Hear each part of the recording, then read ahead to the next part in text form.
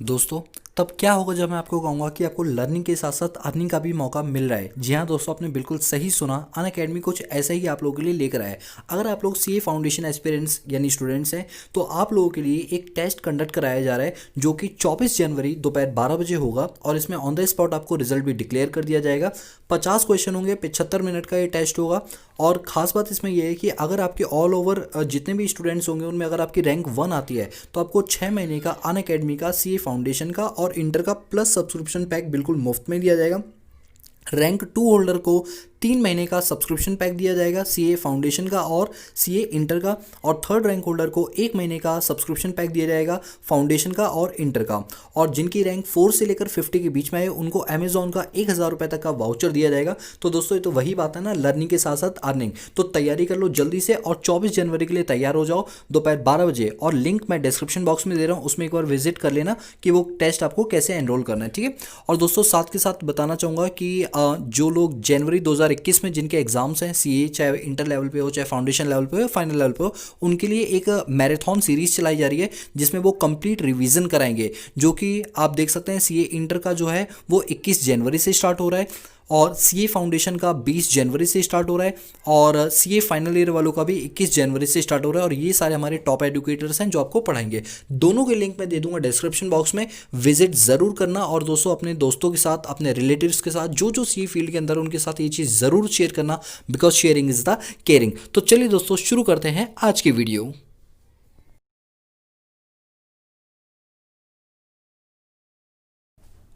What's up everyone? Welcome back to the channel. This is Shivam Dwivedi and you are watching Economics Easy है। दोस्तों, आज की class में मैं वादा करता हूं अगले 1 घंटे के अंदर मैं इस पूरे चैप्टर की रिवीजन करा दूंगा और ऐसी रिवीजन कराऊंगा कि आप कभी जिंदगी में नहीं भूल पाओगे एक भी पॉइंट। बस मेरे साथ साथ चीजों को ध्यान से समझते हुए चलना, बाकी और कुछ भी आपको नहीं करना। चलिए देखो, हमारे इस चैप्टर का नाम है Indian economy eight the eve of independence, यानी हमारी भारत की अर्थव्यवस्था क्या थी जिस टाइम हमारा देश आजाद हुआ था। दोस्तों, मैं थोड़ा सा ना आपको बेसिक नॉलेज दे देता हूं कि हमारे यहाँ पर बैटल ऑफ प्लासी हुआ था 1757 में। उसके बाद हमारे यहाँ पर ईस्ट इंडिया कंपनी आई और उसने हमारे देश पर राज करना शुरू किया। कुछ टाइम बाद क्या हुआ, ईस्ट इंडिया कंपनी ने अपना कंट्रोल वापस ले लिया और फिर इंडिया को डायरेक्टली ब्रिटेन की पार्लियामेंट से रूल किया जाने लगा। 200 साल तक हमारा देश गुलामी में सहा, तब जाके 15 अगस्त 1947 में हमारा देश क्या हो पाया, आज़ाद हो पाया। तो उन दिनों पर जब 200 साल तक हमारा देश गुलाम बना रहा तो अंग्रेज़ों ने हमारे कई सारे रिसोर्सेज का अंडर यूटिलाइजेशन किया। उन्होंने अपने फ़ायदे के लिए उन सारे के सारे रिसोर्सेज का यूज़ किया और हमारी इंडिया की इकॉनमी को पूरा तरीके से खोखला बना दिया।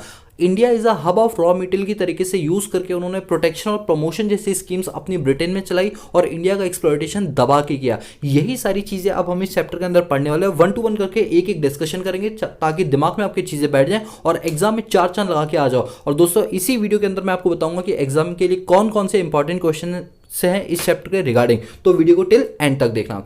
अब लेफ्ट साइड देखिए, लिखा हुआ the foundation of British empire in India was laid of battle of Plassey 1757। यहां पर एक एमसीक्यू का क्वेश्चन बन सकता है कि इंडिया को रूल करना कब से शुरू किया गया। तो आप कह सकते हैं जब हमारा बैटल ऑफ प्लासी का जो युद्ध हुआ था 1757 में, तब से हमारी इंडिया पर रूल होना शुरू हो गया था। आप देख सकते हैं ईस्ट इंडिया कंपनी ने 1757 से लेकर 1857 तक हमारी इंडिया पर राज किया। फिर ब्रिटेन की जो पार्लियामेंट है, फिर इंडिया को वहां से रूल किया जाने लगा सन 1858 से लेकर 1947 तक। बाद में 1947 में जाके हमारा इंडिया क्या हुआ, आजाद बन पाया। आप देख सकते हैं कॉलोनियल रूल। दोस्तों, लेफ्ट साइड जो आप देख रहे हो कॉलोनियल रूल लिखा हुआ है, इसका मतलब क्या होता है, पहले मतलब जानो।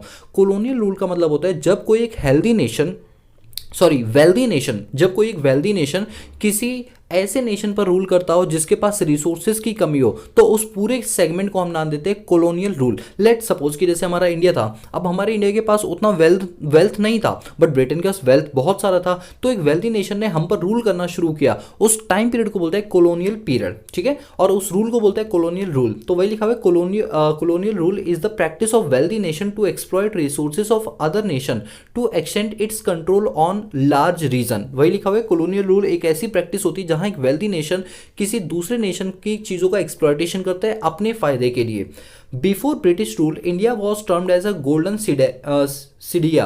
क्या मतलब है इसका, कि जब हमारा देश गुलामी नहीं सह रहा था, उस टाइम पर हमारे देश को सोने की चिड़िया कहा जाता था। क्योंकि आपने ये बात बहुत सुना होगा कि मेरे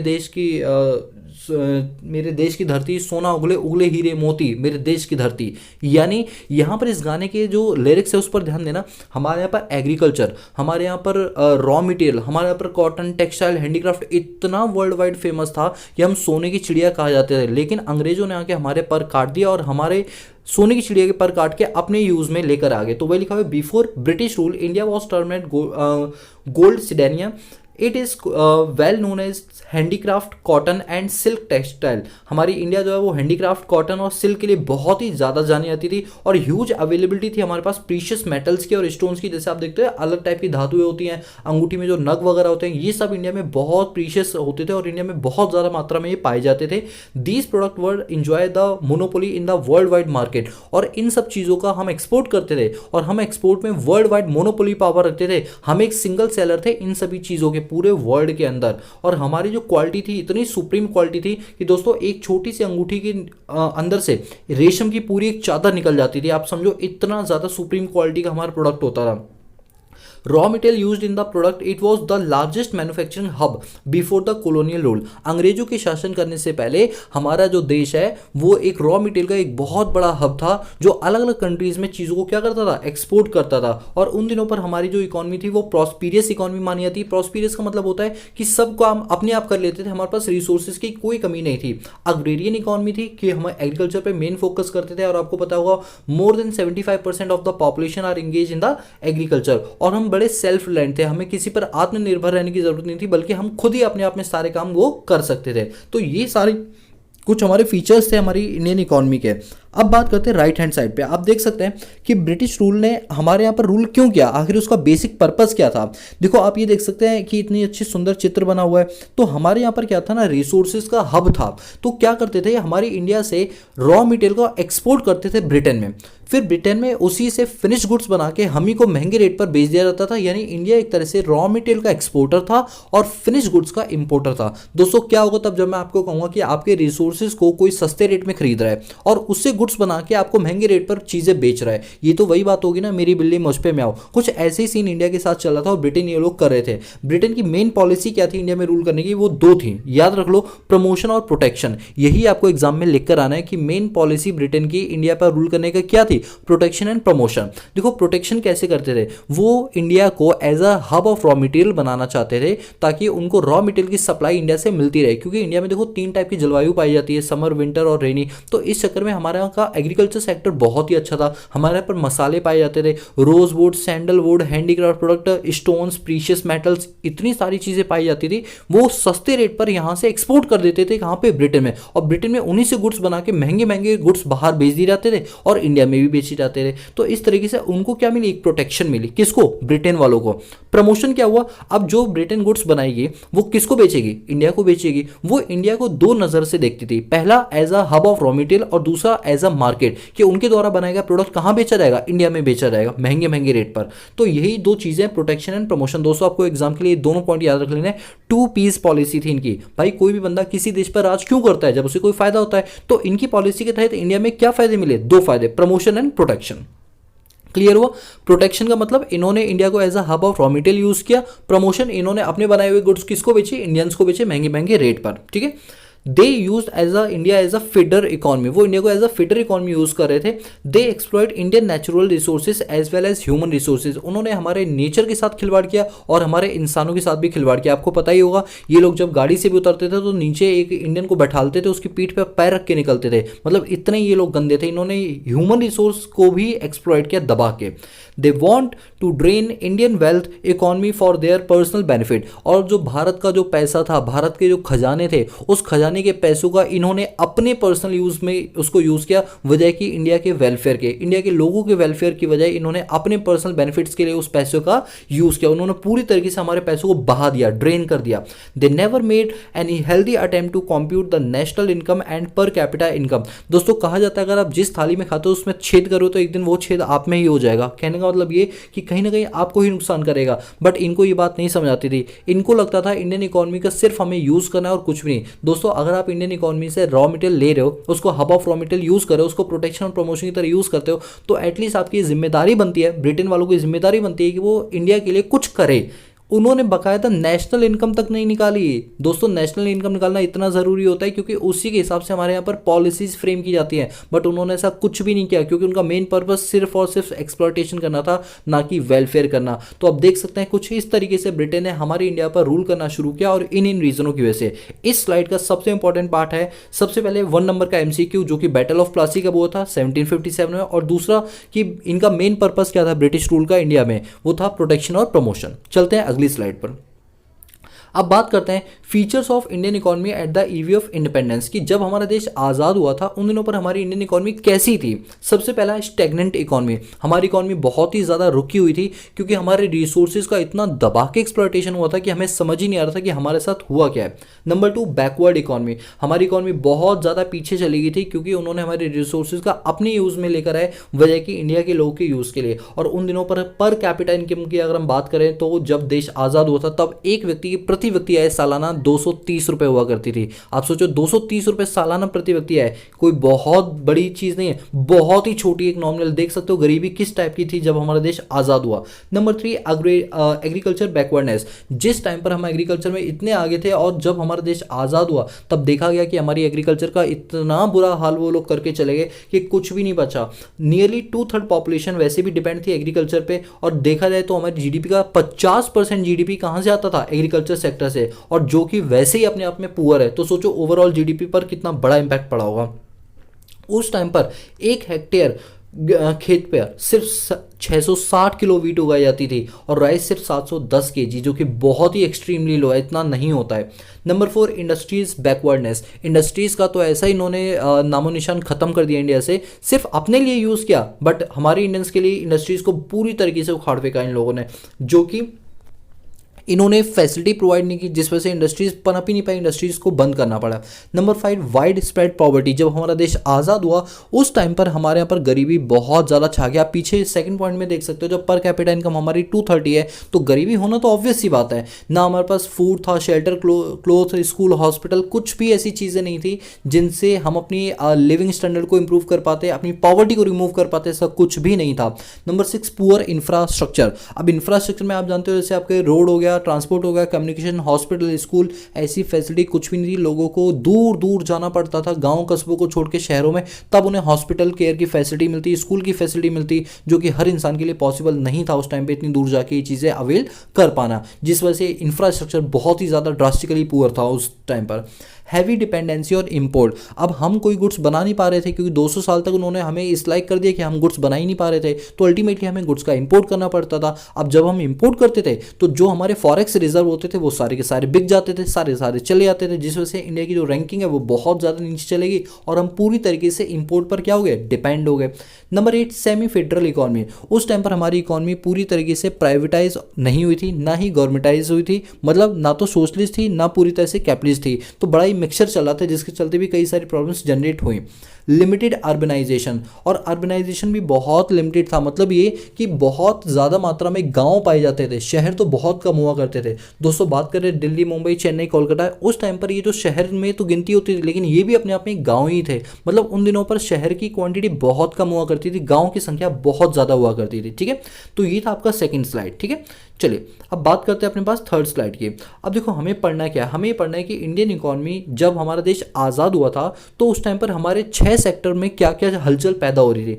इंडस्ट्रियल सेक्टर में, फॉरेन सेक्टर में, इंफ्रास्ट्रक्चर सेक्टर में, एग्रीकल्चर सेक्टर में, डेमोग्राफिक सेक्टर में और ऑक्यूपेशनल स्ट्रक्चर में क्या क्या चीज़ें हो रही थी, ये सारी की सारी चीज़ें अब हमें इस चैप्टर के अंदर पढ़नी है। अब आपको मैं बताता हूँ, इस चैप्टर में 6 चीज़ें पढ़नी है। आप 6 चीज़ों को कैसे याद करोगे, तो मैंने एक ट्रिक बनाई हुई है, if I can do. I for infrastructure, F for foreign, again I for industrial, C for कुछ भी नहीं है, A for agriculture, N for कुछ भी नहीं है, D for demographic, O for occupational. हमें ये 6 चीज़ें पढ़नी है कि जब हमारा देश आज़ाद हुआ उस टाइम हमारा इंडस्ट्रियल सेक्टर कैसा था, जब हमारा देश आज़ाद हुआ उस टाइम फॉरेन सेक्टर कैसा था, जब हमारा देश आज़ाद हुआ उस टाइम इंडस्ट्रियल सेक्टर कैसा था, जब हमारा देश आज़ाद हुआ उस टाइम एग्रीकल्चर सेक्टर कैसा था, जब हमारा देश आज़ाद हुआ डेमोग्राफिक सेक्टर कैसा था, और जब हमारा देश आज़ाद हुआ तो ऑक्यूपेशनल स्ट्रक्चर कैसा था। ये सारी की सारी चीज़ें अब हम पढ़ने के लिए जा रहे हैं। तो सबसे पहले हम बात करेंगे कि जिस टाइम हमारा देश आज़ाद हुआ उस टाइम पर हमारा एग्रीकल्चर सेक्टर कैसा था। तो आप देख सकते हैं एग्रीकल्चर सेक्टर में सबसे पहला पॉइंट है huge dependency on agriculture sector.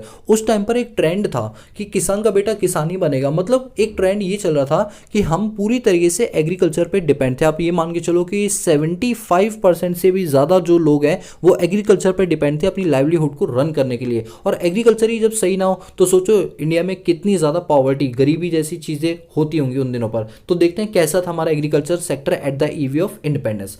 Number 1, huge dependency on agriculture. The main purpose of colonial government was to get the continuous supply of raw material for industry setup in Britain. अब अंग्रेजों का main focus क्या था कि भाई उन्होंने जो Britain में अपनी इंडस्ट्री सेटअप की हुई है उसको, इंडस्ट्रीज को चलाने के लिए क्या चाहिए, रॉ मटेरियल। और रॉ मटेरियल कहाँ से मिलेगा, इंडियन एग्रीकल्चर से मिलेगा। भाई अगर आपको कॉटन चाहिए तो एग्रीकल्चर से मिलेगा, आपको जूट चाहिए कॉटन से मिलेगा, सिल्क चाहिए कॉटन से मिलेगा, सॉरी एग्रीकल्चर से मिलेगा। तो एग्रीकल्चर उनके लिए क्या था, सप्लाई ऑफ रॉ मटेरियल था। तो कहीं ना कहीं उनको एग्रीकल्चर पर ध्यान देना चाहिए था, लेकिन उन्होंने ये ध्यान नहीं दिया।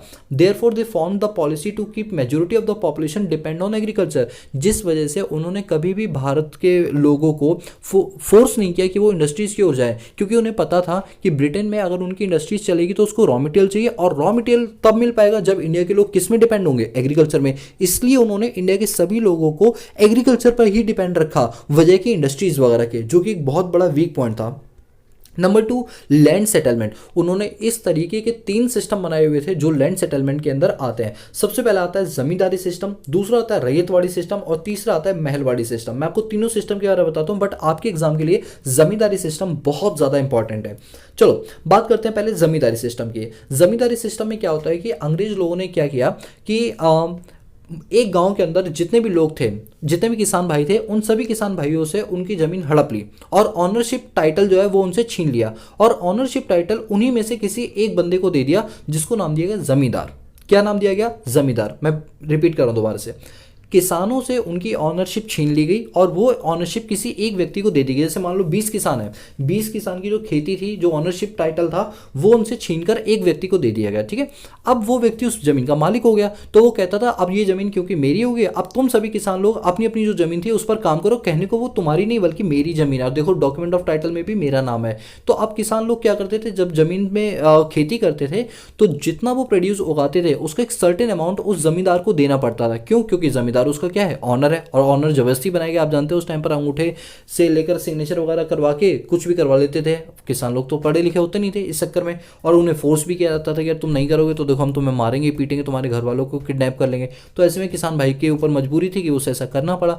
तो अब किसान जो भी प्रोड्यूस उगाते थे उसका कुछ अमाउंट जमींदार को देना पड़ता था। तो जमींदार उस प्रोड्यूस का क्या करता था, 1/11 पार्ट अपने पास रखता था और 10/11 पार्ट किसको दे देता था, गवर्नमेंट को। गवर्नमेंट कौन थी, ब्रिटेन की।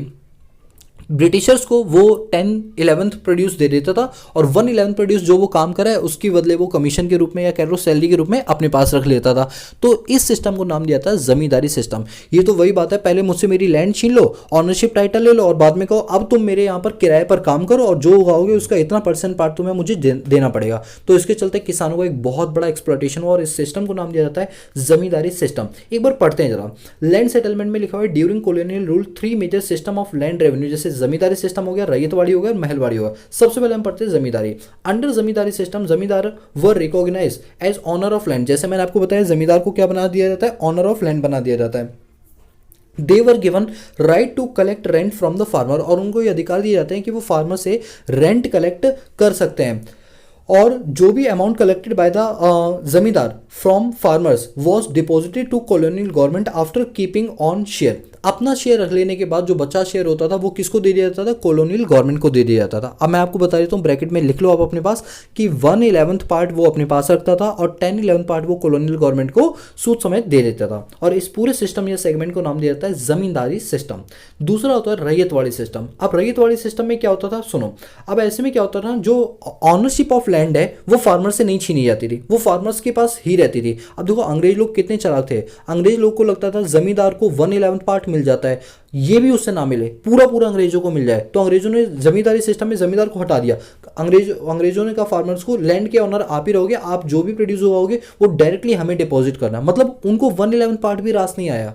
उन्होंने कहा एक काम करो, जमींदारी नहीं, तुम ही उसके ऑनर जो भी फार्मर है, और जो उगाओगे उसका एक सर्टेन अमाउंट हमें भी देते रहना। और इस सिस्टम को बोला जाता है रैयतवाड़ी सिस्टम, जिसे हम लगान बोलते हैं। आपको पता होगा कि लगान मूवी में इस सिस्टम में फार्मर्स क्या बोलते हैं कि इस साल हमारे यहाँ पर खेती नहीं हो पाई, अब खेती नहीं हो पाई तो हम आपको प्रोड्यूस नहीं दे पाएंगे। बट कॉलोनियल गवर्नमेंट क्या कहती है, नहीं भैया हमें तो चाहिए। तो ऐसे में शर्त लगाई जाती है कि अगर वो क्रिकेट मैच खेलेंगे और अगर वो जीत जाते हैं तो वो अगले 2 साल तक का कोई भी लगान नहीं पे करेंगे। तो आप लगान मूवी जरूर देखना, उससे आपके कई सारे कॉन्सेप्ट जरूर क्लियर होंगे।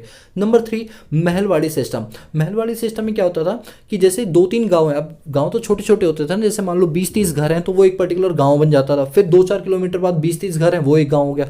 तो ऐसे 3-4 गांव को मिला के हम उसे एक महल का नाम देते थे, और उनसे जो भी प्रोड्यूस उगता था उसका एक सर्टेन अमाउंट गवर्नमेंट अपने पास, गवर्नमेंट मतलब कॉलोनियल गवर्नमेंट अपने पास रखवा लेती थी। तो इस सिस्टम को बोलते हैं महलवाड़ी सिस्टम। तो वही लिखा हुआ है Mahalwari system. The land is divided into Mahal, each Mahal comprise 1 or more village. The village committee was responsible for collect tax. और इसमें जो विलेज की कमेटी होती वो रिस्पॉन्सिबल होती थी टैक्स को कलेक्ट करने के लिए।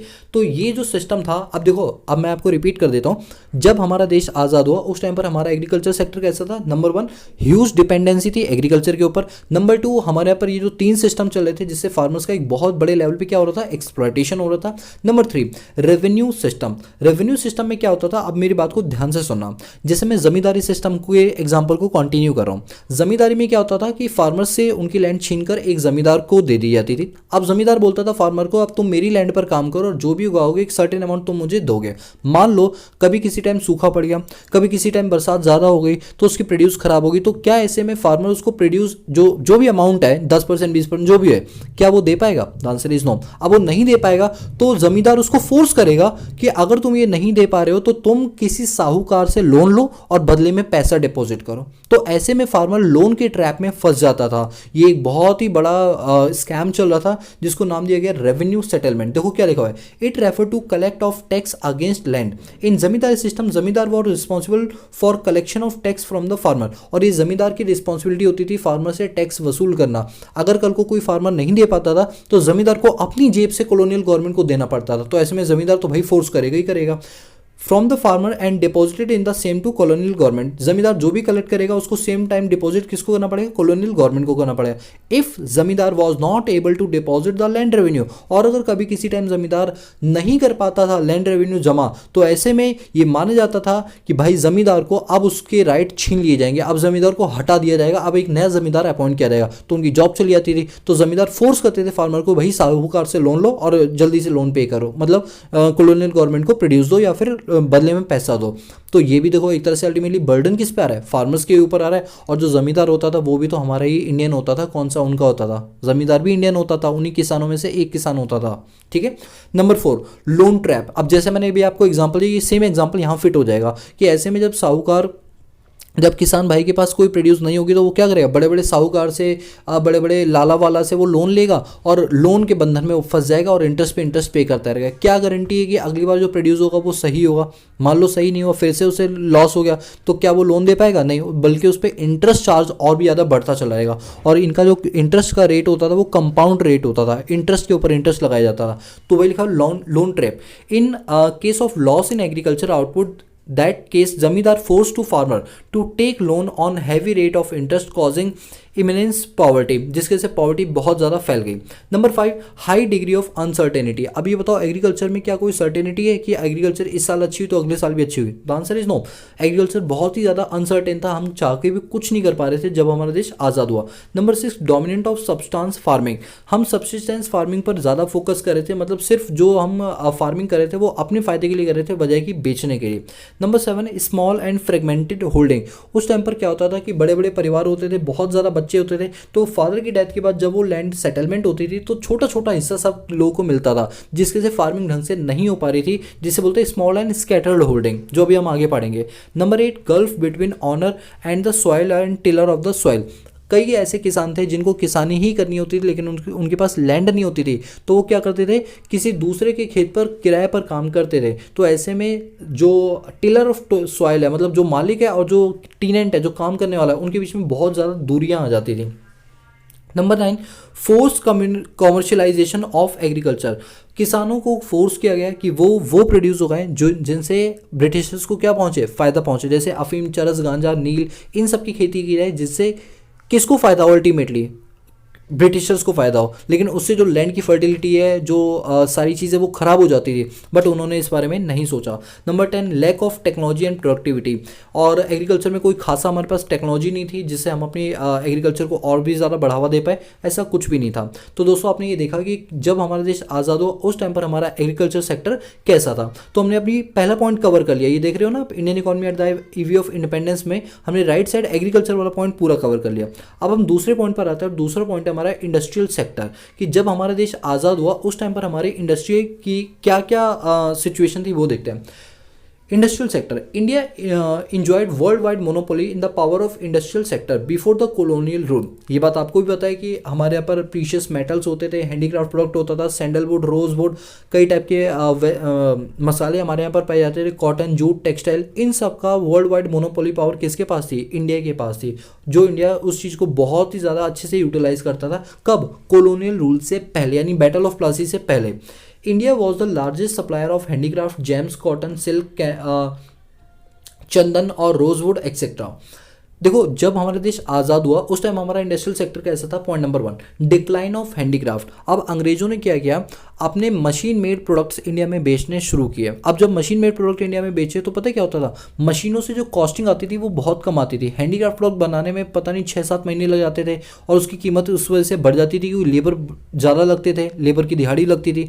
लेकिन वही काम जब मशीन करती थी तो भाई साहब 2-2 सेकंड में एक पूरा स्वेटर बन जाता था, कपड़े बन जाते थे, जिसके से पर यूनिट कॉस्ट उनकी कम आई। तो जब पर यूनिट कॉस्ट कम आई तो हैंडीक्राफ्ट प्रोडक्ट अचानक से एकदम खत्म हो गया और लोग मशीन मेड प्रोडक्ट ज़्यादा खरीदने लगे, जिसके से हमारा हैंडीक्राफ्ट प्रोडक्ट जो है वो धीरे धीरे क्या होने लगा, डिक्लाइन होने लगा। आप बात समझ रहे हो। और आप देख सकते हो उस फ्लो चार्ट के अंदर इंडिया जो है सप्लाई करता था रॉ मटेरियल चीप रेट पर, और ब्रिटेन उन्हीं को वही गुड्स बनाकर हाई रेट पर बेच दिया करता था। तो ब्रिटिशर्स की तो ये 2-फोल्ड पॉलिसी थी, आपको पता ही है, प्रमोशन एंड प्रोटेक्शन। तो वही लिखा है, उन्होंने सोचा कि इंडिया को भाई कन्वर्ट कर दो रॉ मटेरियल के सप्लायर में और डेवलप करो इंडिया को एज अ मार्केट, जो महंगे महंगे रेट पर हम इंडिया में वो चीज़ें बेचेंगे जो हमने अपनी ब्रिटेन में बनाई है। These two-fold policy is based on protection and promotion. It give maximum advantage to their home country, जो कि ब्रिटेन के लिए फायदेमंद थी। तो ये था हमारा इंडस्ट्रियल सेक्टर में। Point number 2, discriminatory trade policy. दोस्तों इस पॉइंट को ध्यान से समझना, ये क्या कह रहे हैं। डिस्क्रिमिनेटरी का मतलब होता है भेदभाव। आप सेम चीज़ सबके ऊपर एप्लीकेबल करो, लेकिन उन्होंने ऐसा नहीं किया। उन्होंने कुछ के लिए टैरिफ पॉलिसी अलग रखी, कुछ के लिए माफ़ कर दिया, कुछ के लिए उससे ज़्यादा कर दिया। तो इस तरह की ट्रेड पॉलिसी यहाँ पर पाई जाती थी। मैं आपको एक एग्जांपल दे रहा हूँ। ये नीचे आप फ्लो चार्ट देख रहे हो, सेकंड पॉइंट का जहाँ एंड हो रहा है वहाँ पर एक फ्लो चार्ट है, उसको ध्यान से देखो। जैसे इंडिया में अगर कोई बंदा अपनी इंडस्ट्री खोलता है तो इंडस्ट्री खोलने के लिए लेबर की ज़रूरत होती है। तो अगर मान लो वो लेबर अपने घर के यूज़ करता है, घर के लेबर मतलब जैसे चाचा ताऊ ताई सब जॉइंट फैमिली में रहते थे, तो घर के अपने बंदे लोग अगर काम कर रहे हैं तो जब वो प्रोडक्ट बनाएंगे तो या तो वो प्रोडक्ट डोमेस्टिक मार्केट में बेचेंगे या वो इंटरनेशनल मार्केट में बेचें। तो उन्होंने क्या किया कि डोमेस्टिक मार्केट में अगर तुम बेचोगे तो तुम्हारे प्रोडक्ट की कॉस्टिंग ज़्यादा आएगी और हमारे प्रोडक्ट की कॉस्टिंग कम आएगी। हमारे मतलब ब्रिटेन की कॉस्टिंग कम आती रही, तो लोग अल्टीमेटली डिमांड किसकी करते थे, ब्रिटेन की प्रोडक्ट की करते थे, जिस वजह से इंडियन इंडस्ट्रीज बंद हो जाती है। और मान लो अगर आपने अपने लेबर लगा के इंटरनेशनल मार्केट में माल बेचा, एक्सपोर्ट किया, तो बेटा तुम जब एक्सपोर्ट करो तो तुम पर इतने टैक्सेस लगा देंगे कि तुम्हारा माल वैसे ही महंगा हो जाएगा और इंटरनेशनल लेवल पे तुम्हारा माल कोई खरीदेगा ही नहीं, क्योंकि इतना महंगा माल कोई क्यों लेगा, तुमसे सस्ता हम खुद बना के बेच देंगे, मतलब ब्रिटेन वाले बना के बेच देंगे। तो इस तरीके से उन्होंने इंडियन इंडस्ट्रीज को डिस्ट्रॉय करने में कोई कसर नहीं छोड़ी। दूसरी तरफ अगर इंडिया की कोई इंडस्ट्री बाहर की लेबर को हायर करती थी, अगर खुद के घर में कोई लेबर नहीं है और अगर वो बाहर के लेबर को हायर करती थी, तो ब्रिटेन इंडस्ट्रीज ने क्या किया हुआ था, कहा था कि अगर कोई भी बंदा हायर लेबर की तरह किसी इंडियन इंडस्ट्री में काम करेगा तो उस लेबर के ऊपर पेनल्टी लगाएगी। तो बेचारा लेबर डर के मारे क्या करता था, इंडियन इंडस्ट्री में काम ही नहीं करता था। अब क्योंकि काम नहीं करे तो इंडियन इंडस्ट्री अपने आप बंद हो जाएगी। तो क्या होता था, जो लेबर इंडियन इंडस्ट्री की जगह भाग के कहाँ जाता था, फिर ब्रिटेन की इंडस्ट्रीज़ की हो जाता था। तो ब्रिटेन इंडस्ट्रीज़ सारे लेबरों को रख लेगी क्या? नहीं, उनको तो जितनी ज़रूरत है उतनों को रखेंगे। बाकी लोग क्या करेंगे, फिर किसानी में घुस जाएंगे जाके, और किसानी में ऑलरेडी 2 लोग काम कर रहे हैं। अब उस पर सेम चीज़ पर आप 3 लोग काम करोगे, 4 लोग काम करोगे, तो आउटपुट तो उतना ही निकालेगी ना जितना एग्रीकल्चर पहले निकालती थी, जिस वजह से डिस्गाइज्ड अनएम्प्लॉयमेंट बढ़ गई। तो इस तरह से उन्होंने डिस्क्रिमिनेशन ट्रेड पॉलिसी अपनाई, जिसकी वजह से एग्रीकल्चर सेक्टर तो बर्बाद हो ही गया था, इंडस्ट्रियल सेक्टर भी बर्बाद हो गया। तो देखो इनका पहला पॉइंट क्या कहता है, tariff free export of raw material. उन्होंने कहा कि भाई, ब्रिटेन ने कहा कि अगर इंडिया एक्सपोर्ट करेगी तो उस पर कोई टैक्स नहीं लगेगा। जानते हो क्यों? ताकि ब्रिटेन को उसकी कॉस्ट कम देनी पड़े। Number 2, unrestricted entry of British goods. अगर कोई भी ब्रिटिश गुड्स माल इंडिया में आएगा तो उस पर कोई भी टैक्स और कोई भी रेस्ट्रिक्शंस नहीं लगाई जाएगी। And heavy duty on export of Indian product. अगर कोई भी इंडिया का प्रोडक्ट इंडिया वाले बाहर भेजेंगे किसी और कंट्री को, तो उस पर हैवी टैक्सेस लगाया जाएगा, जिसकी वजह से कॉस्टिंग बढ़ेगी और उनका एक्सपोर्ट कम हो जाएगा। तो देख लो किस तरह से उन्होंने टैरिफ पॉलिसी बनाई, एक तरह से कह सकते हो अपने फायदे के लिए बनाई, ठीक है, जिसको बोलते हैं discriminatory trade policy. Number 3, lack of capital goods industry. अब हमारे यहाँ पर कोई बंदा, अगर इंडियन बंदा इंडस्ट्री खोलना चाहता है तो भाई उसे हैवी मशीनों की जरूरत पड़ेगी। अब जब हैवी मशीन वो खरीदने के लिए बाहर जाएगा तो उससे क्या बोलोगे, भाई तुम्हें बहुत ज़्यादा इंपोर्ट ड्यूटी देनी पड़ेगी। तो बेचारे का बजट होता था 5 लाख का और मशीन मिलती थी 18 लाख की, तो क्या करता था भाई, हाथ जोड़ के वापस आ जाता था और कहता था मुझे इंडस्ट्री करनी नहीं है, मैं इसे बंद कर दूंगा। तो ऐसे में क्या हुआ, जब उनके पास कैपिटल गुड्स यानी बड़ी बड़ी मशीनें नहीं दी गई तो इंडस्ट्रीज पनप ही नहीं पाएंगी, इंडस्ट्रीज अपने आप बंद हो जाएंगी। Number 4, low contribution to GDP. अब उस टाइम पर हमारे यहाँ पर इंडस्ट्रियलाइजेशन उतना ज़्यादा नहीं था, क्योंकि सभी लोग किस पर डिपेंड थे, एग्रीकल्चर पर डिपेंड थे। तो जीडीपी में इंडस्ट्रीज का जो प्रपोर्शन था वो भी बहुत ज़्यादा कम था। Number 5, change in pattern of demand. अब लोगों के डिमांड पैटर्न में चेंज आ गया था। लोग अब हैंडीक्राफ्ट प्रोडक्ट ना खरीद के मशीन मेड प्रोडक्ट खरीदना पसंद करते थे, क्योंकि उसकी क्वालिटी भी अच्छी होती थी, पहनने में भी अच्छा लगता था, और सबसे पहली बात उसकी कॉस्टिंग सबसे कम आती थी। Number 6, high level of frictional and disguised unemployment. अच्छा, फ्रिक्शनल अनएम्प्लॉयमेंट क्यों? क्योंकि लेबर एक जगह से भाग के दूसरी जगह आ रहा है। पहले उसे बोला गया कि चलो तुम जहां मन करे वहां जॉब करो। अब जब वो इंडियन इंडस्ट्रीज को ज्वाइन करता है तो उस पर पेनल्टी लगा दी जाती है। फिर वो भाग के कहाँ चला जाता था, ब्रिटिश की इंडस्ट्री में। क्या उसे तुरंत जॉब मिल जाएगी? नहीं, उसे खाली भी बैठना पड़ेगा। अगर मान लो ब्रिटिश इंडस्ट्रीज में उसे काम नहीं मिला तो वो किस में जाएगा, एग्रीकल्चर सेक्टर में जाएगा। अब एग्रीकल्चर सेक्टर में उसके पापा दादा सब काम कर ही रहे थे, तुम और पहुंच जाओगे तो क्या खेत की आउटपुट बढ़ेगी? नहीं, आउटपुट तो उतनी ही रहेगी, बट अनएम्प्लॉयमेंट बढ़ जाएगी, जिसको बोलते हैं disguised unemployment. Number 7, limited role of public sector. उन दिनों पर पब्लिक सेक्टर रोल बहुत लिमिटेड था, जो कि ज़्यादा होना चाहिए था ताकि वो कॉलोनियल गवर्नमेंट से लड़ पाते हैं। तो दोस्तों इस तरीके से उन्होंने हमारी इंडस्ट्रीज़ को पूरी तरीके से बर्बाद कर दिया। तो ये हालात थे जब हमारा देश आज़ाद हुआ, हमारी इंडस्ट्रीज़ के हालात, ठीक है। तो अब देखो हमने कुल मिला के 2 चीज़ें कर ली अपने पास। एक तो आज़ादी के टाइम हमारा एग्रीकल्चर सेक्टर कैसा था, और आज़ादी के टाइम हमारा इंडस्ट्रियल सेक्टर कैसा था। अब हम तीसरे की बात करते हैं, जो कि ऑक्यूपेशनल स्ट्रक्चर के। उन दिनों पर हमारा ऑक्यूपेशनल स्ट्रक्चर कैसा था, काम धंधा हम क्या करते थे, ठीक है। देखो सबसे पहली बात है, it refer to distribution of working person across different industries and sector. इसमें जो हम बात करेंगे वो ये बात करेंगे कि जैसे हमारे पास 3 सेक्टर होते हैं, प्राइमरी सेक्टर और सेकेंडरी सेक्टर और टर्शियरी सेक्टर। तो कौन से लोग किस सेक्टर को ज़्यादा अपनाते थे, ये बात है। Number 1, pre dominance of primary occupation. जैसा कि हम जानते हैं कि उस टाइम पर हमारा मेन धंधा ही क्या होता था, एग्रीकल्चर। कि अगर कोई बंदा कुछ ना कर पाए तो एग्रीकल्चर तो उसके लिए जिंदाबाद है। मोर देन 2/3 पॉपुलेशन, या कह लो more than 75% of the population are engage in agriculture. तो वर्किंग पॉपुलेशन एंगेज थी एग्रीकल्चर में। तो percentage of population depend on agriculture is much less than advance countries in the world. आप देख लो world की कोई भी कंट्री आप उठा लो, चाहे इंग्लैंड उठा लो, यूएस उठा लो, जापान उठा लो, जर्मनी उठा लो, ये सब लोग एग्रीकल्चर पे इतना ध्यान नहीं देते, वो ध्यान देते हैं इंडस्ट्रीज पर। तब उनकी जो जीडीपी है वो ज़्यादा होती है। अब हमारी इंडिया की जीडीपी क्यों पीछे होगी, उसके पीछे का सबसे बड़ा रीज़न है कि हमने पूरा एग्रीकल्चर पॉपुलेशन पर लगा दी, पूरी पॉपुलेशन एग्रीकल्चर पे लगा दी, और एग्रीकल्चर भी कोई खासा हमारा अच्छा था नहीं। तो अल्टीमेटली जीडीपी तो नीचे आएगी। आप देखो यहाँ पर मैंने अभी लेटेस्ट डेटा उठा के डाला हुआ है कि इंग्लैंड में सिर्फ और सिर्फ टोटल वर्किंग पॉपुलेशन का 2% पॉपुलेशन एग्रीकल्चर पर डिपेंड है, और यूएस में भी 2%, जापान में 12%, जर्मनी में 4%, और इंडिया में कितना है 75%। तो बताओ जीडीपी तो लो होना बनते ही है ना। और वैसे ये मैं कहाँ के डेटा की बात करूँ जानते हो, ये इंडिपेंडेंस के टाइम की बात है, ठीक है। This establishment backwardness of Indian economy, और यही सबसे बड़ा रीजन था इंडिया की बैकवर्डनेस का, ठीक है। Number 2, regional variation. बट ऐसा नहीं कह सकते आप कि इंडिया पूरी तरीके से एग्रीकल्चर पर डिपेंड थी, नहीं। बहुत सी इंडिया में ऐसी स्टेट्स थी जिनमें अलग अलग टाइप की वैरायटी पाई जाती है। जैसे यूपी हरियाणा की बात करोगे तो यहाँ पर लोग एग्रीकल्चर पे फोकस करते रहे, लेकिन बात करेंगे केरला की, कर्नाटक की, यहाँ पर आईटी सेक्टर में ज़्यादा फोकस हो रहा था। अब देखो यहाँ पर सेकंड पॉइंट लिखा हुआ है रीजनल वेरिएशन। ऐसा कहना गलत होगा कि पूरा इंडिया ही एग्रीकल्चर पर डिपेंड था, नहीं। रीजनल वेरिएशन भी पाई जाती थी। The state of Tamil Nadu, Andhra Pradesh, Kerala, Karnataka, Madhya Pradesh, West Bengal witness a decline in dependence on workforce on the agriculture they engage in industries। ये जैसे तमिलनाडु, आंध्र प्रदेश, केरला, कर्नाटक, महाराष्ट्र, वेस्ट बंगाल इस चीज़ के लिए विटनेस है, इस चीज़ के लिए ये है कि इन जगहों पर मैक्सिमम ध्यान इन्होंने इंडस्ट्रीज पर दिया, एग्रीकल्चर पे थोड़ा सा कम ध्यान दिया, इंडस्ट्रीज पे ज़्यादा किया। लेकिन वही बात करें अगर हम उड़ीसा की, राजस्थान की, पंजाब की, इन्होंने पूरा का पूरा ध्यान किस पर दिया, एग्रीकल्चर सेक्टर पे दिया। जबकि देखो अनइक्वल डिस्ट्रीब्यूशन, ऐसा होना नहीं चाहिए। Number 3, industries and insignificant source of occupation. अब जैसे अगर हम बात करें, हमारी इंडिया जब इंडिपेंडेंस के टाइम पर सिर्फ 9% वर्किंग पॉपुलेशन किस में एंगेज थी, इंडस्ट्रीज में डिपेंड थी। मैं रिपीट करता हूँ, हमारे देश की जो पॉपुलेशन है उसमें से कितने लोग हैं जो काम करना चाहते हैं, जिनको बोलते हैं वर्किंग पॉपुलेशन। क्या बोलते हैं, वर्किंग पॉपुलेशन। तो हमारी वर्किंग पॉपुलेशन का 9% जो है वो सिर्फ इंडस्ट्रीज में एंगेज था। तो आप समझ सकते हो बाकी किस में एंगेज होगा, एग्रीकल्चर में होगा। लेकिन अगर हम यूएस की बात करें तो यूएस में वर्किंग पॉपुलेशन का 32% पॉपुलेशन किस में एंगेज थी, इंडस्ट्रीज पे। इंग्लैंड में 42% और जापान में 39%, और हमारी इंडिया कितनी थी, सिर्फ और सिर्फ 9%। तो जब हम इंडस्ट्रीज पे ध्यान ही नहीं दे रहे हैं, इतनी कम हमारी पॉपुलेशन इंडस्ट्रीज पे डिपेंड है, तो भाई जीडीपी कैसे बढ़ेगा, हमारी ग्रोथ कैसे होगी। तो अल्टीमेटली यही हमारे बैकवर्डनेस का सबसे बड़ा रीजन था कि हमने पूरा ध्यान सिर्फ और सिर्फ एग्रीकल्चर पे लगा, और जो कि अच्छा भी नहीं हो पाया। या तो भाई एग्रीकल्चर ही बहुत बढ़िया होता है, ऐसा भी नहीं हो पाया। Number 4, unbalanced growth.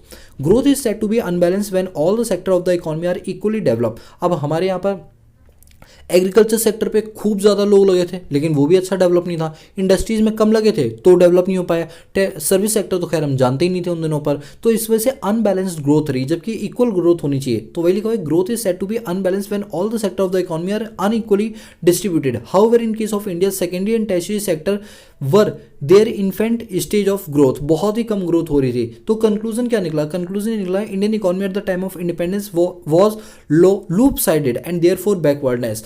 हम लोगों ने सिर्फ और सिर्फ एग्रीकल्चर पे ध्यान दिया, इंडस्ट्रीज पे ध्यान ही नहीं दिया, जिस वजह से हम लोग बहुत ही पीछे चलते चले गए। ठीक है, अब इस पॉइंट को पढ़ लेने के बाद आपको समझ आ गया होगा कि हमने 3 पॉइंट कवर कर लिए, एग्रीकल्चर सेक्टर, इंडस्ट्रियल सेक्टर और ऑक्यूपेशनल स्ट्रक्चर। अब हम बात करते हैं अपने पास 4th स्ट्रक्चर की, जो कि है फॉरेन ट्रेड।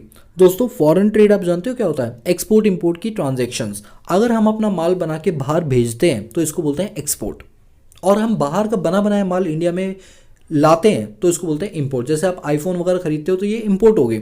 आप हैंडीक्राफ्ट प्रोडक्ट बाहर भेजते हो, अभी कोरोना वायरस की वैक्सीन हम भारत में बना रहे हैं जिसको हम बाहर भेज रहे हैं, ये क्या है, एक्सपोर्ट है। ठीक है, चलो फॉरेन ट्रेड की बात करते हैं। इंडिया की इंडिपेंडेंस के टाइम पर फॉरेन ट्रेड कैसा था हमारा, तो लिखा हुआ है India has been an important trading nation since ancient time. Before the colonial rule, India has a monopoly power on export of handicraft product and primary product। ये बात तो मैंने आपको स्टार्टिंग में बताई थी कि कॉलोनियल रूल से पहले हमारा भारत वर्ल्ड वाइड इतना ज़्यादा फेमस था कि वो एक्सपोर्ट करता था प्रीशियस मेटल्स का, हैंडीक्राफ्ट प्रोडक्ट का, रोजवुड का, सैंडलवुड का, मसालों का, टी का, इन सब का बड़ा ही प्राइमरी एक्सपोर्टर था। ठीक है, बहुत ही बड़ा एक्सपोर्टर था, वर्ल्ड वाइड मोनोपोली था। लेकिन जब अंग्रेज लोग आए तो उन्होंने ये सारा टैग भी हमसे छीन लिया। तो कहा जाता है कि जब हमारा देश आज़ाद हुआ उस टाइम पर हमारी सिचुएशन कैसी थी। Point number 1, exporter of primary product and importer of finish goods. ये बात सच है कि हम अपने यहाँ पर जो रॉ मटेरियल बनता था उसको एक्सपोर्ट करते थे सस्ते रेट पर, और महंगे रेट पर चीज़ें खरीदते थे। भाई ये हमारी मर्जी से नहीं होता था, ये हमसे करवाया जाता था। तो उन दिनों पर हमारी हालत क्या थी, हम एक्सपोर्टर थे प्राइमरी प्रोडक्ट के और इंपोर्टर थे फिनिश गुड्स के। तो वही लिखा है, owing the colonial exploitation of Indian economy, India become net exporter of raw material and primary product. On the other hand, it become net importer of finished goods produced by the Britishers. Composition of export and import reflect the backwardness of the Indian economy। और ऐसा composition ये बताता है कि India की economy इस वजह से क्या हो गई, पिछड़ी होती चली गई। Number 2, opening of Swiss canal. अब अंग्रेजों ने इतनी चालाकी भरी हुई थी, मैं आपको क्या बताऊं कि इंडिया से ब्रिटेन के बीच में कई समुद्री रास्ता होता था, और वो समुद्री रास्ते के बीच में कई सारी कंट्रीज आती थी, तो उन्हें बड़ी अपनी शिप को घुमा के लाना पड़ता था। उन्होंने सोचा घुमा के लाते हैं तो इसमें शिप को आने में भी टाइम लगता है, जाने में भी टाइम लगता है, शिप का खर्चा भी ज़्यादा आता है, तो बीच में एक कैनाल बना दो जो इंडिया और ब्रिटेन को बीच से जोड़ती हो, जिस वजह से लेंथ यानी किलोमीटर्स भी कम हो जाएंगे, डिस्टेंस भी कम हो जाएगी, टाइम भी कम हो जाएगा और कॉस्ट भी कम हो जाएगी। इस वजह से उन्होंने अपने फायदे के लिए क्या खोली, स्विस कैनाल खोली। Opening of Swiss canal for access of Indian market in the year 1869। दोस्तों यहाँ पे क्वेश्चन आ सकता है कि स्विस कैनाल को किस साल ओपन किया गया था एमसीक्यू के लिए, तो आप लिख सकते हैं 1869 में स्विस कैनाल को खोली गई थी। वो भी किस वजह से, ताकि वो अपनी ट्रांसपोर्टेशन कॉस्ट को कम कर पाए और इंडिया से जल्दी से माल रॉ मटेरियल आ जाए और फिनिश गुड्स भी तुरंत वहाँ इंडिया में पहुँच जाए, ठीक है। और ये एक डायरेक्ट रूट सर्व करता था किसको, ब्रिटिशर्स को। Number 3, monopoly control of Indian foreign trade. और इन नालायकों ने क्या कर रखा था, इन्होंने कहा था कि भाई ऐसा है, more than 50% of foreign trade is directed toward the great Britain. उन्होंने कहा कि इंडिया जो भी एक्सपोर्ट करेगा, मोर देन 50% एक्सपोर्ट वो सिर्फ और सिर्फ किसको करेगा, ब्रिटेन को करेगा। उन्होंने फॉरेन ट्रेड पॉलिसी ऐसी बनाई। आप देख सकते हो इंडिया को क्या फायदा पहुंच रहा है, कुछ भी नहीं पहुंच रहा। फायदा किसको पहुंच रहा है, ब्रिटेन के लोगों को पहुंच रहा है कि 50% से ज्यादा एक्सपोर्ट किसको किया जाएगा, सिर्फ और सिर्फ ब्रिटेन को किया जाएगा। While the export of primary product from India supplied to Britain industry, import of finished goods from Britain provide huge market to the Britain industry। और वो इंडिया को एज अ ह्यूज मार्केट की तरीके से देखते थे, वजह की फैमिली की नज़रों से देखना। Number 4, drain of Indian wealth. चलो तुमने इतना सब कुछ किया, एटलीस्ट जो भी हमें पैसा मिल रहा है एक्सपोर्ट करने से, माना कि बहुत कम मिल रहा है, लेकिन जो मिल रहा है कम से कम वो इंडियन लोगों पर तो खर्च करो। इन्होंने वो भी नहीं किया। इन्होंने जो भी फॉरेन करेंसी आई या जो भी ट्रेड से पैसा आया, उस पैसे को उन्होंने अपने फ़ायदे के लिए खर्च किया। उन्होंने अपनी बिल्डिंग्स बनवाई थी इंडिया में, उन पर खर्च किया। उन्होंने यहाँ पर जो नौकर रखे हुए थे, जो ड्राइवर्स रखे हुए थे, उनकी सैलरी यानी जिसे बोलते हैं एडमिनिस्ट्रेशन खर्चों के लिए उन्होंने वो पैसा उड़ा दिया। यानी उन्होंने इंडियन वेल्थ का, भारत की संपत्ति का पूरी तरीके से उल्लंघन किया, कह सकते हैं पूरी तरीके से बर्बाद कर दिया। उन्होंने अपने फायदे के लिए वो पैसा खर्च किया, वजह की इंडिया के वेलफेयर के लिए। वह लिखा हुआ drain of Indian wealth. The trade surplus was not used for growth and development of the country, instead it was used to, बल्कि इसको इंडिया की ग्रोथ के किसके लिए खर्च किया गया। Number 1, administration expenses of British government. Number 2, expenses for fought by the Indian government, British government. अब ब्रिटिश गवर्नमेंट का पता है क्या रूल था, जो भी अनहेल्दी नेशन लगे उस पर राज करने लगे, जिसके लिए उन्हें मिलिट्री वगैरह बुलानी पड़ती थी, बम बारूद की जरूरत पड़ती थी। इन सब चीज़ों के लिए पैसा कहाँ से आएगा, इंडिया के खजाने से निकाल लो। यानी इन्होंने इंडिया के खजाने का इतना गंदे तरीके से इस्तेमाल किया। तो ये था हमारा foreign trade at the eve of independence. 4 segment हो गए, अब 2 सेगमेंट और बचे, जिसमें एक आ गया आपका डेमोग्राफिक प्रोफाइल पिक्चर। जिस टाइम हमारा देश आज़ाद हुआ था उस टाइम पर हमारी डेमोग्राफिक पिक्चर कैसी थी, देखो। High birth and death rate, उस टाइम पर बच्चे खूब सारे पैदा हो रहे थे और मर भी बहुत सारे रहे थे, यानी बर्थ रेट और डेथ रेट दोनों ही हाई थी। आप देख सकते हैं both birth and death rate was very high, nearly 48 and 40%, मतलब 48% बच्चे पैदा हो रहे थे और 40% लोगों की डेथ हो रही थी, विच वॉज एक्सट्रीमली हाई, जो कि बहुत ही ज़्यादा हाई थी। Number 2, high infant mortality rate. अब इन्फेंट मोर्टेलिटी रेट का मतलब वो होता है जो नए बच्चे अपना पहला बर्थडे भी सेलिब्रेट ना कर पाते हो, उससे पहले जिनकी डेथ हो जाती है, उसको बोलते हैं इन्फेंट मोर्टेलिटी रेट।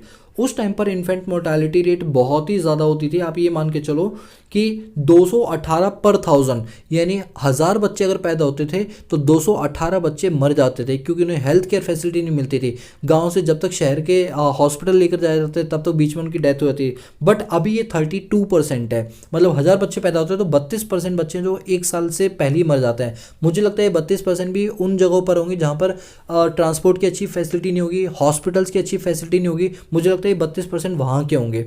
बट उन दिनों पर जो इन्फेंट मोर्टेलिटी रेट है वो बहुत ही ज़्यादा हुआ करती थी, एक्सट्रीमली हाई।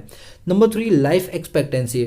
उन दिनों पर एक औसत इंसान के जीने की जो एज होती थी वो 32 साल होती थी। इट डजेंट मीन कि 33 साल पे वो मर जाएगा। ऑन एन एवरेज कहा जा रहा है कि हो सकता है कोई बंदा 20 में मर जाए, कोई बंदा 60 में मरे। तो जब उसका एवरेज निकालेगा तो पता चला कि औसतन एक इंसान उन दिनों पर 32 साल जीता था। बट आज की डेट में ये जो रेट है वो 69.4 ईयर है, यानी आज की डेट में एक बंदा 70 साल तक जी लेता है, क्योंकि उसको हेल्थ केयर फैसिलिटी अच्छी मिल जाती है। बट उन दिनों पर ऐसा नहीं होता था। तो लैक ऑफ अवेयरनेस की वजह से ये सारी चीज़ें होती थी। नंबर 4 लिटरेसी रेट, पढ़े लिखों की संख्या की बात करते हैं। It refer to those who can read and write was nearly 16%। देखो पहली बात तो लिटरेसी बोलते कैसे हैं, जिसने एमबीए किया हो या जिसने सीए किया हो, नहीं, जिसने एटलीस्ट लिखने की, पढ़ने की और एक लैंग्वेज बोलने की क्षमता हो, उसे बोलते थे पढ़ा लिखा इंसान, यानी लिटरेसी रेट। उन दिनों पर 16% लोग ही पढ़े लिखे होते थे। ओह माय गॉड, 100 में से 16 लोग पढ़े होते थे, बाकी सब अनपढ़ होते थे, जो कि बताता है कि किस तरह से हमारी जो इंडिया की लोग हैं वो सोशल बैकवर्डनेस बहुत ज़्यादा पिछड़े हुए थे, जिसके से ये बताता है कि हमारी इकॉनमी कितनी ज़्यादा बैकवर्डनेस थी। Female literacy what still worth, जो कि 7% थी, यानी महिलाओं को 100 महिलाओं में से सिर्फ 7 महिलाएं थोड़ी बहुत पढ़ी लिखी होती थी, बाकी सारी अनपढ़ होती थी। अब मेरी बात को ध्यान से सुनो, इस पे से एमसीक्यू 100% बनेगा, जो अब मैं आपको बताने जा रहा हूँ। सन 1921 को the year of great divide बोला जाता है। क्यों बोला जाता है? क्योंकि उस टाइम पर इंडिया ने सेकंड स्टेज अटेन की थी। अब आपको कहोगे सर सेकंड स्टेज क्या होती है? सुनो, देखो हमारे पास 3 स्टेज होती है, फर्स्ट स्टेज, सेकंड स्टेज और थर्ड स्टेज। फर्स्ट स्टेज वो स्टेज होती है जहाँ पर बर्थ रेट भी हाई होता है और डेथ रेट भी हाई होता है। हमारी इंडिया उन दिनों पर फर्स्ट स्टेज पर ही थी जहाँ पर बच्चे पैदा भी ज़्यादा हो रहे थे और लोग मर भी ज़्यादा रहे थे। सेकंड स्टेज वो स्टेज होती है जहाँ पर लोग बच्चे पैदा तो ज़्यादा होते हैं लेकिन डेथ रेट क्या हो जाती है, थोड़ी सी कम हो जाती है। और थर्ड स्टेज वो होती है जहाँ पर बच्चे कम पैदा हो रहे हैं और मर भी लोग कम रहे हैं। तो ये होती है 3 स्टेज है। हमारी इंडिया जो है वो पहली स्टेज पर थी, बट सन 1921 में ये मूव करके सेकंड स्टेज पर आ गई जहाँ पर बच्चे तो खूब पैदा हो रहे हैं लेकिन लोगों के मरने की संख्या क्या होगी, कम हो गई, जो कि एक राहत की खबर है कि हम फर्स्ट से सेकंड पर आ गए। और इसीलिए एक यू टर्न इंडिया ने लिया और इस यू टर्न को नाम दिया जाता है the year of great divide. ये आपके एमसीक्यू में 100% पूछा जाएगा, the year of great divide in which year, dash करके लिखा होगा, आपको ऑप्शन में मिल जाएगा, तो आपको टिक करना है 1921 में, 1921 में। तो वही लिखा है, how where the underlying fact is that till 1951 the rise in India population was never alarming. It ranged between mild to modest. It was only from 1951 onward that rise. अब ये पूरी बकवास लिखी हुई है, आपको तो सिर्फ इतना याद करना है कि सन 1921 के बाद हमारी इंडिया के अंदर बर्थ रेट बढ़ी और डेथ रेट कम हो गई, ठीक है, जिसे the year of great divide बोला जाता है। ये था आपका डेमोग्राफिक प्रोफाइल। अभी लास्ट है आपका इंफ्रास्ट्रक्चर सेक्टर। दोस्तों मैं पहले ना आपके दिमाग में एक चीज़ डाल देता हूँ, इंफ्रास्ट्रक्चर का मतलब क्या होता है। इंफ्रास्ट्रक्चर का मतलब होता है रोड, ट्रांसपोर्ट फैसिलिटी, कम्युनिकेशन की फैसिलिटी, स्कूल की फैसिलिटी, हॉस्पिटल, बिल्डिंग्स, इन सबको अगर हम जोड़ दें जो एक इंसान के लिए बहुत ही ज़्यादा ज़रूरी है, उसको बोलते हैं इंफ्रास्ट्रक्चर। जैसे मान लो अगर मैं कहीं मकान खरीदने आ रहा हूँ तो मैं क्या क्या चीज़ें देखूंगा, मैं देखूंगा आसपास की लोकेलिटी में कितनी दूरी पर स्कूल है, कितनी दूरी पर हॉस्पिटल है, क्या यहाँ पर सीवर लाइन है, क्या यहाँ पर पानी की पाइपलाइंस है, क्या यहाँ समरसीबल का ऑप्शन है, क्या यहाँ सप्लाई है पानी की, क्या यहाँ पर गैस की पाइपलाइन है, क्या यहाँ पर इलेक्ट्रिसिटी की क्या सुविधा है, ये सारी चीज़ें, रोड कितनी साफ़ है, रोड कितनी दूरी पर है, कस्बा कितनी दूर है, हॉस्पिटल कितनी दूर है, स्कूल कितनी दूर है, ये सारी चीज़ जब आप नोटिस करते हो तो इन्हीं को हम बोलते हैं इंफ्रास्ट्रक्चर। तो कभी कंफ्यूज मत होना कि इंफ्रास्ट्रक्चर मतलब क्या होता है, सीधी बात वो सारी की सारी चीज़ें जो एक इंसान को ज़रूरी होती हैं अपनी लाइवलीहुड को रन करने के लिए या अपने आप को सही रखने के लिए, उसको बोलते हैं इंफ्रास्ट्रक्चर। तो क्या था उस टाइम पर, अब इंफ्रास्ट्रक्चर 2 टाइप के होते हैं, इकोनॉमिक और सोशल। इकोनॉमिक में आपके transport, communication, banking, power, energy ये सब आ जाती हैं। और सोशल इंफ्रास्ट्रक्चर में आपका एजुकेशनल हो गया, हेल्थ हो गया, हॉस्पिटल हो गया, हाउसिंग हो गया, ये सब आपके सोशल में आ जाती हैं। अगर हम इकोनॉमिक और सोशल को जोड़ दें तो आ जाता है इंफ्रास्ट्रक्चर। देखो उस टाइम पर रोड की बात करें तो भाई रोड अंग्रेजों ने बनाई लेकिन अपने फ़ायदे के लिए बनाई। क्यों? ताकि वो मिलिट्री को ब्रिटेन से इंडिया ट्रांसफ़र कर सके या इंडिया से ब्रिटेन में ट्रांसफ़र किया जा सके। तो उन्होंने रोड तो बनाई लेकिन अपने फ़ायदे के लिए बनाई। Number 2 Railways. रेलवे इंडिया में मुंबई से थाने पहली रेल चलाई गई थी सन 1850 में। दोस्तों रेल चलाने के पीछे का सबसे बड़ा रीज़न मैं आपको बताता हूँ। अंग्रेजों ने रेल हमारे लिए फ़ायदे के लिए नहीं बनाई, वो चाहते थे कि जो कोयला वगैरह होता है, जो रॉ मटेरियल होता है वो बहुत ज़्यादा क्वांटिटी में होता है, अगर हम उसे बैलगाड़ी पर लेकर आए तो बड़ा टाइम लगेगा। इस वजह से उन्होंने रेल इंडिया में चलाई ताकि इसको हम जहाँ पर फैक्ट्री है वहाँ से इसको पोर्ट तक, पोर्ट मतलब जो समुद्र के बंदरगाह होते हैं वहाँ तक पहुँचाया जाए, बाद में इसे शिप्स पे लोड करके ब्रिटेन भेज दिया जाएगा। तो उन्होंने ये सारी जो ट्रेन वगैरह बनाई वो हमारे फ़ायदे के लिए नहीं बनाई, वो उन्होंने अपने फ़ायदे के लिए बनाई। तो वही लिखा है railways. It introduce in India in 1850। It enable people to undertake long distance travel. और ये लंबी दूरी को तय करने के लिए बहुत ही ज़रूरी था। But it will be beneficial for Britishers only, लेकिन ये हमारे फायदे के लिए नहीं था, ये किसके फायदे के लिए था? ब्रिटिशर्स के फायदे के लिए था। नंबर 3 बात करते हैं एयर और वाटर ट्रांसपोर्ट की। तो भाई उस टाइम पर कोई खास इन्होंने फोकस नहीं किया, बट इतना था कि हाँ सेटिस्फैक्ट्री है, लेकिन कोई ज़्यादा काम इस पर नहीं किया गया। कम्युनिकेशन की बात करें तो पोस्टेज और Telegram most popular means of communication होते थे, बट ये बहुत ही महंगे और खर्चीले होते थे, जिनका यूज़ सिर्फ और सिर्फ ब्रिटेन के लोग कर पाते थे। वो भी क्यों करते थे? ताकि जो भी ब्रिटेन की पार्लियामेंट से लॉ एंड ऑर्डर बनाए जा रहे हैं इंडिया के लिए, उनको इंडिया तक पहुंचाने के लिए ये सारे मीन्स ऑफ कम्युनिकेशन यूज़ किए गए। यानी ये कम्युनिकेशन के साधन भी उन्होंने अपने लिए यूज़ किए, बजाय कि हमारे लिए। अब बात करते हैं, देखो हमने ये 6 की 6 चीज़ें पढ़ ली अपने पास। मैंने आपको बोला था ना कि जब हमारा देश आज़ाद हुआ था उस टाइम पर क्या क्या चीज़ें इंडस्ट्रियल सेक्टर में चल रही थी, क्या एग्रीकल्चर में, क्या फॉरेन सेक्टर में, क्या डेमोग्राफी में, क्या इंफ्रास्ट्रक्चर, क्या ऑक्यूपेशनल। ये 6 पॉइंट हम अपने पास कवर कर चुके हैं, ठीक है। अब हमें ये पढ़ना है, देखो कोई भी चीज़ के हर सिक्के के 2 पहलू होते हैं, मतलब पॉजिटिव और नेगेटिव। अभी तक जो भी हमने पढ़ा वो सब नेगेटिव पढ़ा, लेकिन दोस्तों कुछ चीज़ें अंग्रेज लोग हमारे लिए बहुत अच्छी करके चले, मतलब करके तो वो अपने लिए गए थे, बट अल्टीमेटली फ़ायदा हमने उठा लिया। दोस्तों मैं बताता हूँ सबसे पहले positive impact of colonial rule का, commercial outlook of the farmers. पहले फार्मर लोग जो फार्मिंग करते थे वो अपने लिए करते थे, या एक्सचेंज यानी बार्टर सिस्टम के लिए करते थे, मतलब कुल मिला के अपने लिए करते थे। लेकिन हमने किसान मतलब ब्रिटिशर्स ने किसानों को समझाया कि भाई तुम किसानी फायदे के लिए भी कर सकते हो, सिर्फ अपने लिए नहीं बल्कि फायदे के लिए भी कर सकते हो, उसका आप ट्रेड व्यापार कर सकते हो, उसको बेच सकते हो। आप किसको पता था कि जो चावल हम खा रहे हैं एक दिन ये बासमती राइस बन के, इंडिया गेट राइस बन के ये मल्टीनेशनल कंपनी बन जाएगी? किसी ने सोचा था? किसी ने सोचा था कि जिस गेहूं को हम उगा रहे हैं वो आशीर्वाद आटा की तरह एक मल्टीनेशनल ब्रांड बन जाएगी? सोचा था? नहीं। बट ये किसने हमें सोचने पर मजबूर किया? ब्रिटिशर्स ने। और ब्रिटिशर्स की इस पॉलिसी वजह से हमारे इंडिया की कई सारे किसान लोग बड़े करोड़पति बन गए हैं। तो ये बहुत ही कॉमर्शियल आउटलुक देकर गए, कौन? फार्मर्स को। Number 2, new opportunity of employment. इन लोगों ने बताया कि इंडस्ट्रीज के अलावा भी एग्रीकल्चर के अलावा भी इंडस्ट्री और सर्विस सेक्टर नाम की चीज़ होती है जिनसे आप पैसों से पैसा बना सकते हो। दोस्तों आज की डेट में सर्विस सेक्टर से इंडिया इतना पैसा कमाती है कि मैं आपको बता नहीं सकता। ये इंफोसिस होगी, टाटा कंसल्टेंसी होगी, ये सारी सर्विसेज प्रोवाइड करवाती हैं, जो हमने किससे सीखा? अंग्रेजों से सीखा। Number 3, control of famines, easy transport of food grains. Food grain को एक जगह से दूसरे पहुंचाने के लिए जो ट्रांसपोर्ट की फैसिलिटी प्रोवाइड कराई वो किसने प्रोवाइड कराई? अंग्रेजों ने। अब एक बताओ, जब अंग्रेज लोग वापस चले गए तो क्या वो ट्रेन की पटरियां उखाड़ के ले गए या वो ट्रेन का इंजन उखाड़ के ले गए? नहीं, वो सब तो यहीं छोड़ गए। अब आप देख लो हमारे यहाँ पर जो ट्रेन है हम उसका कितने बड़े लेवल पे यूज़ करते हैं। आज में नंबर 1 पे चल रही है भारत की ट्रेन, जो सबसे ज़्यादा मीन्स ऑफ ट्रांसपोर्टेशन में यूज़ की जाती है, क्योंकि लंबे लंबे सफ़र के लिए ट्रेन बहुत ही बेस्ट होती है। और उससे भी बड़ी बात, ये हमारी इंडस्ट्रीज़ के लिए भी बहुत काम करती है। कोयला लाने ले आने में, स्टील प्लांट होते हैं, उन सभी में ट्रेन का बहुत यूज़ किया जाता है। Number 4, monetary system of exchange.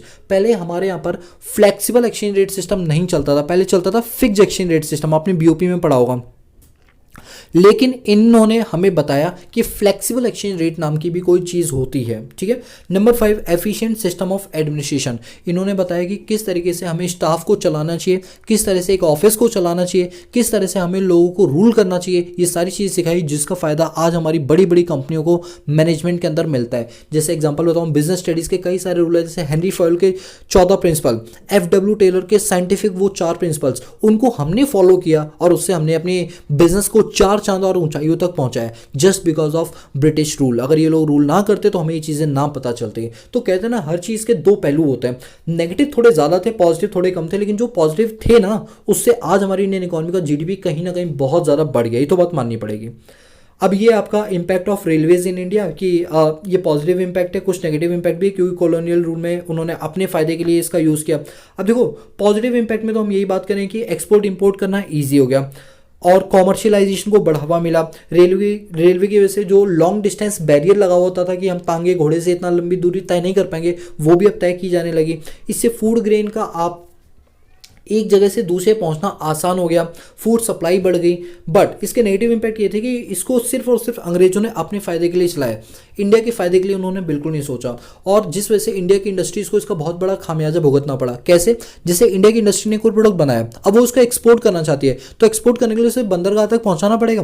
तो अंग्रेज लोग क्या करते थे, वही सेम प्रोडक्ट खुद बनाते थे और बंदरगाह में ट्रेन के थ्रू जल्दी से प्रोडक्ट अपना शिप में लोड करवा देते थे। तो इंडिया के पास जो कंसाइनमेंट आती थी, जो शिपमेंट आती थी, वो कैंसिल हो जाती थी, वो इंडिया का माल नहीं खरीदते क्योंकि इंडिया वाले लोग जल्दी पहुंचा ही नहीं पाते थे। तो ऐसे में एक्सपोर्ट पर भी हमारा उन दिनों पर बहुत बड़ा नुकसान हुआ और इतना ज़्यादा महंगा था कि भाई इंडिया के लोग उसमें ट्रैवल ही नहीं कर पाते। एक बार आपको याद होगा कि महात्मा गांधी ट्रेन में चढ़े थे तो उन्हें उतार दिया गया था ये बोलकर कि तुम काले लोग हो, हम गोरे लोगों के साथ नहीं बैठ सकते। तो आपको याद होगा ये चीज़, ठीक है। तो बहुत सारे नेगेटिव इंपैक्ट थे इंडियन रेलवे के, बट अब नहीं है। ये तो ब्रिटिशर्स के टाइम नेगेटिव इंपैक्ट थे, अब तो सारे के सारे इंडियन रेलवे के पॉजिटिव इंपैक्ट ही हैं। तो दोस्तों आपने ये देखा कि किस तरीके से हमने ये पूरा चैप्टर वो कंप्लीट कर लिया, वो भी 50 मिनट के अंदर। अगर आपको हमारी डिटेल डिस्कशन देखनी है इन सभी वीडियोस के लिए तो लिंक मैंने डिस्क्रिप्शन बॉक्स में दे रखा है, आप हमारी डिटेल वीडियोस भी देख सकते हैं। दोस्तों अगर आपको हमारी वीडियो पसंद आई तो हमने इसी तरीके से अकाउंट्स की भी क्लासेस बनाई हुई है, पूरा डिटेल डिस्कशन किया हुआ है, बट वो हमारी मोबाइल एप्लीकेशन पे मिलेगा। आप आसानी से गूगल प्ले स्टोर से डाउनलोड कर सकते हैं, जिसका नाम है इकोनॉमिक्स ईजी। हमारी पेड क्लासेस हैं, कंप्लीट डिस्कशन हम उसमें अकाउंटेंसी की करते हैं, जिस तरह हम इकोनॉमिक्स पढ़ाते हैं, तो आप एक बार वहां जाके भी देख सकते हैं। So guys, if you like the video, give a big thumbs up and subscribe the channel and press the bell icon so that you notify all the time when I post new video on this YouTube channel. So guys, अब मिलते हैं next class में। आज के लिए peace out.